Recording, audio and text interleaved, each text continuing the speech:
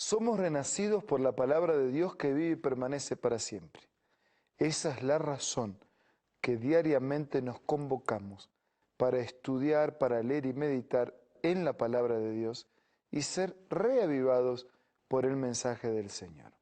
Hoy nos dedicamos al capítulo 4 del segundo libro de Crónicas.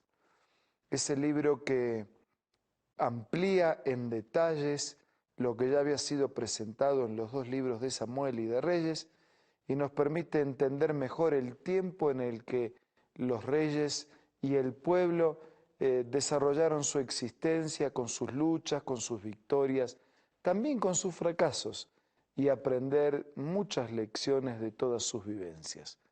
Antes de meditar, vamos a tener una oración.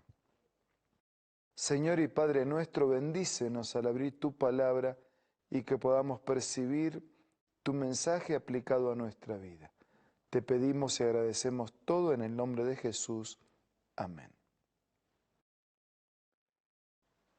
El capítulo 4 de segundo libro de Reyes, podríamos decir que es un capítulo técnico de detalles. Son los detalles del mobiliario del templo. Dice el capítulo 4, versículo 1, hizo además un altar de bronce. Dice el versículo 6, hizo también fuentes, puso 5 a la derecha y 5 a la izquierda, para lavar y para limpiar en ella lo que se ofrecía en el holocausto o sacrificio. Hizo también, el versículo 7, 10 candelabros de oro según la forma prescripta, los cuales puso en el templo, 5 a la derecha y 5 a la izquierda. Versículo 8 dice, hizo además 10 mesas y las puso en el templo, 5 a la derecha, 5 a la izquierda. Y así continúa avanzando en los detalles y en los distintos componentes del mobiliario del templo o del santuario. Altar, fuentes, candelabros, mesas. Tal vez nos haga bien recordar en este momento que los componentes del templo, que eran los componentes del santuario, habían sido indicados por voluntad de Dios. El altar del sacrificio era el lugar donde se ofrecía el animal o el cordero que representaba al Cordero de Dios que quita el pecado del mundo. La fuente para lavar era para lavar, para limpiar, para sacar las impurezas. La mesa de los panes era donde estaban colocados los panes de la propiciación y que al mismo tiempo representaban o simbolizaban al pan vivo que habría de descender del cielo. Y los candelabros que iluminaban con sus luces estaban representando la luz del mundo que habría de venir a un mundo cubierto por las tinieblas del pecado. Si nosotros prestamos atención en estos detalles, yo solamente me voy a detener en estos 4, pero podría detenerme en todos. Estos 4 muebles o componentes en el templo, en el mobiliario del templo, estaban representando directamente a nuestro Señor Jesucristo. Por ejemplo, cuando uno piensa en los candelabros, en la luz, está ilustrando a Jesús. Él mismo dijo, yo soy la luz del mundo. Él mismo dijo que había venido para iluminar el mundo y él mismo dijo que los que tienen a Él en la vida se transforman en luz para el mundo. De manera que los candelabros estaban representando la persona, el carácter, la venida de nuestro Señor Jesucristo. ¿Y qué podemos decir de los panes o de la mesa para los panes de la propiciación? Exactamente lo mismo. Estamos diciendo que esos panes representan a Jesús. El Evangelio según San Juan es claro cuando dice que Jesús es el pan vivo que descendió del cielo. Cuando Jesús instituye la cena de la comunión y da participar en el pan, está diciendo: tomen, coman, esto es mi cuerpo que por vosotros es partido. Ese pan en la mesa, en la cena de la comunión, es un símbolo del cuerpo. Ese pan sin levadura es símbolo de un cuerpo y de una vida sin pecado como la de Jesús, que había de ser entregada por nosotros. ¿Y qué podemos decir de la fuente donde se lavaban los sacerdotes? Es un lugar de purificación. ¿Y quién es el que nos purifica? Jesús. Jesús es la fuente de agua. Jesús es el agua que apaga la sed y que limpia, agua por dentro y agua por fuera. Limpia el interior al transformar el corazón y limpia el exterior, que demuestra que en el interior de nuestra vida tenemos a Jesús. ¿Y qué podemos decir del altar del sacrificio, donde el animalito o el cordero era colocado? ¿A quién representaba? Sino a Jesús. Esas cantidades de rituales y de corderos estaban gritando desde el silencio que un día el Cordero de Dios vendría y llevaría sobre sí los pecados de toda la humanidad. Por eso cuando Juan ve venir a Jesús, dice: he aquí el Cordero de Dios que quita el pecado del mundo. Por eso la pregunta vacía en el Antiguo Testamento: aquí está la leña, aquí está el altar, aquí está el sacrificio, aquí está todo para el sacrificio, pero ¿dónde está el Cordero? Encuentra respuesta en el Nuevo Testamento. He aquí el Cordero de Dios que quita el pecado del mundo.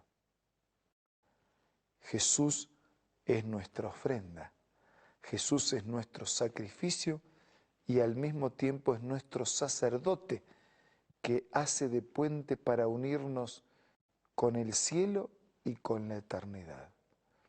Él es el pan, Él es la luz, Él es la fuente que limpia y Él es el sacrificio que muere o que fue hecho en nuestro lugar. En ese pan tienes que alimentarte, en esa luz tienes que iluminarte, en esa fuente tienes que lavarte, en ese sacrificio tienes que refugiarte. Y ahora, en este momento de oración privada, personal, es un buen momento para presentarnos delante de Dios con nuestra oscuridad para que Él la ilumine con su presencia, con nuestra suciedad para que Él la lave con su gracia, con nuestro pecado para que Él lo redima con su sangre, con nuestra hambre para que Él la sacie con el pan vivo. Ahora, utiliza este momento para refugiarte en los méritos y en la gracia de Jesús. Aprovechemos el silencio del programa para hablar con Dios.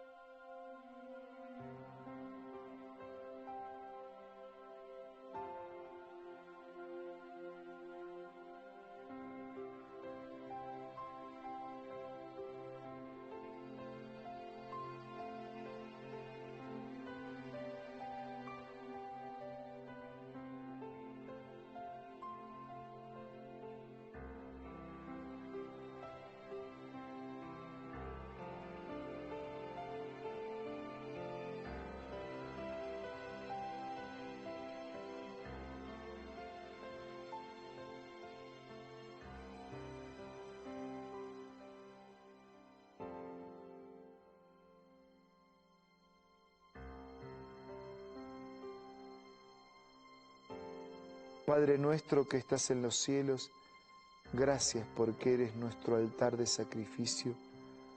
Gracias porque eres nuestra fuente de limpieza.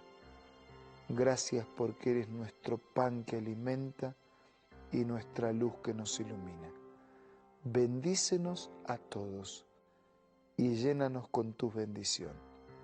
Nada merecemos, pero lo pedimos todo en el nombre de Jesús. Amén.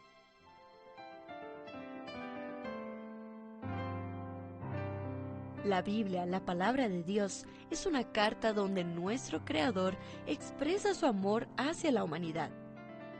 Es una recopilación de textos que en un principio eran documentos separados, escritos por varias personas, todas ellas inspiradas por Dios.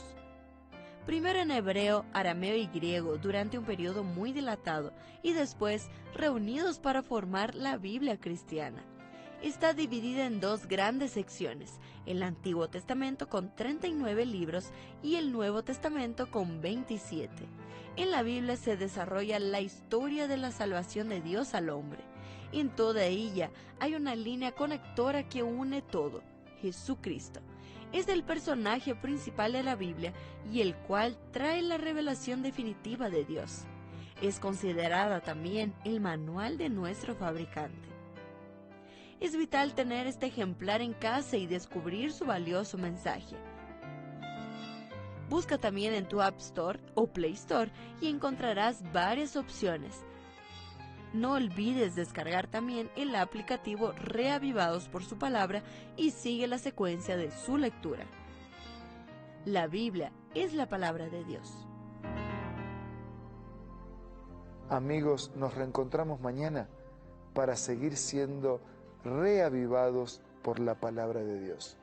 Un abrazo y hasta mañana.